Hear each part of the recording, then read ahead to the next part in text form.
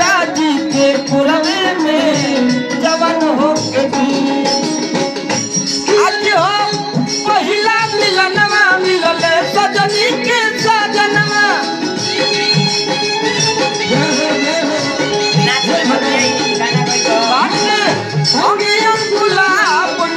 खिलल मोर बादनवा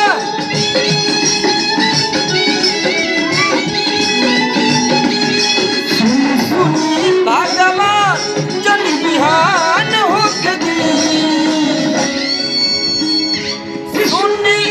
सुनी भगवान जन बिहान होके दी।